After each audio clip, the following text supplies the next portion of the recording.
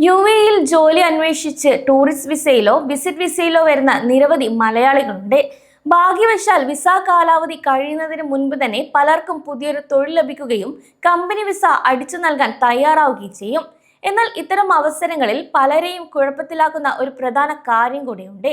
പുതിയ വിസ അടിക്കണമെങ്കിൽ പഴയ visit visa cancel ചെയ്ത് ഒമാൻ ബോർഡർ ബസ് വഴിയോ അല്ലെങ്കിൽ നാട്ടിലേക്കോ എക്സിറ്റ് അടിച്ച ശേഷം മാത്രമേ തിരികെ വരാൻ കഴിയുള്ളൂ എന്നൊരു ധാരണ പല പ്രവാസികൾക്കിടയിലുമുണ്ട്. ഇത് പ്രവാസികളെ സംബന്ധിച്ച് സമയനഷ്ടം മാത്രമല്ല, വലിയ സാമ്പത്തിക ചിലവും ഉണ്ടാക്കുന്ന ഒരു കാര്യം കൂടിയാണ്.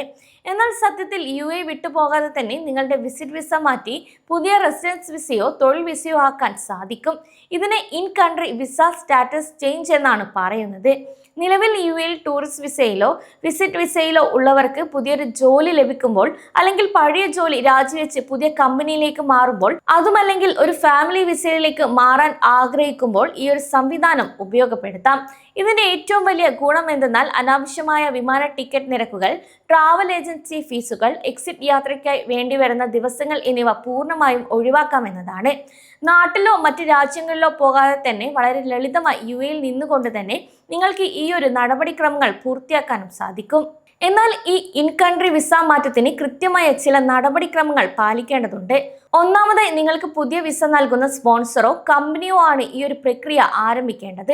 അതായത് ദുബായിലാണ് വിസ എങ്കിൽ GDRFA പോർട്ടൽ വഴിയോ അതല്ലെങ്കിൽ federal authority four identity citizenship customs and port security portal വഴിയോ നിങ്ങളുടെ പുതിയ വിസയ്ക്കുള്ള എൻട്രി പെർമിറ്റ് അപേക്ഷ സമർപ്പിക്കണം.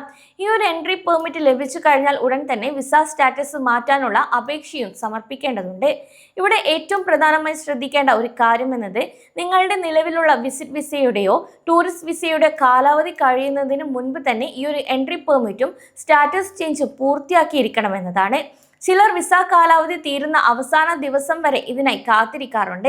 എന്നാൽ സിസ്റ്റത്തിൽ എന്തെങ്കിലും തടസ്സങ്ങൾ വരികയോ അപ്രൂവൽ വൈകുകയോ ചെയ്താൽ വിസ കാലാവധി കഴിഞ്ഞതിന് ശേഷമുള്ള ഓരോ ദിവസത്തിനും 50 ദിർഹം വീതം ഓവർസ്റ്റേ ഫൈനും അടയ്ക്കേണ്ടി വരും.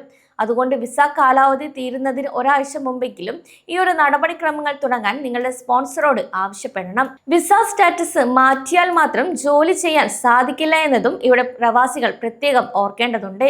കൂടാതെ ഇൻ കൺട്രി സ്റ്റാറ്റസ് ചേഞ്ച് പൂർത്തിയായാൽ അടുത്ത ഘട്ടം എന്നത് വൈദ്യപരിശോധനയാണ്. ഇതിനായി സർക്കാർ അംഗീകൃത മെഡിക്കൽ സെന്ററുകളിൽ പോയി രക്തപരിശോധനയും എക്സ്റേയും എടുക്കണം.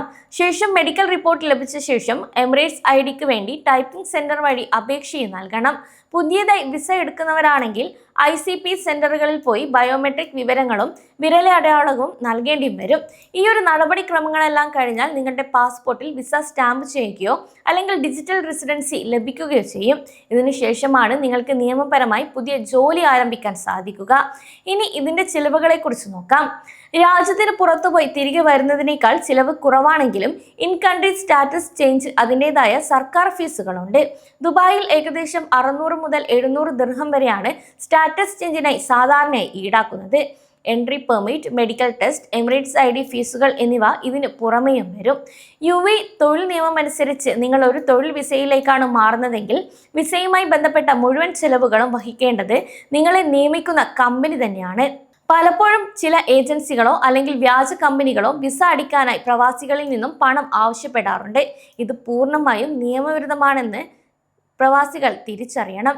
എന്നാൽ നിങ്ങൾ ഫാമിലി വിസയിലേക്കോ അല്ലെങ്കിൽ ഇൻവെസ്റ്റർ വിസയിലേക്കോ ആണ് മാറുന്നതെങ്കിൽ ഈ ഒരു ചിലവുകൾ നിങ്ങൾ തന്നെ വഹിക്കേണ്ടതായും വരും. അതിനാൽ യുഎഇയിൽ ഒരു പുതിയ അവസരം ലഭിക്കുമ്പോൾ അനാവശ്യമായി രാജ്യം വിട്ട് പുറത്തു പോകേണ്ട യാതൊരു ആവശ്യവുമില്ല. മറിച്ച് ശരിയായ രീതിയിൽ കൃത്യസമയത്ത് നടപടികൾ പൂർത്തിയാക്കിയാൽ യാതൊരു പിഴയും കൂടാതെ വളരെ എളുപ്പത്തിൽ തന്നെ നിങ്ങൾക്ക് വിസ മാറ്റാൻ സാധിക്കും.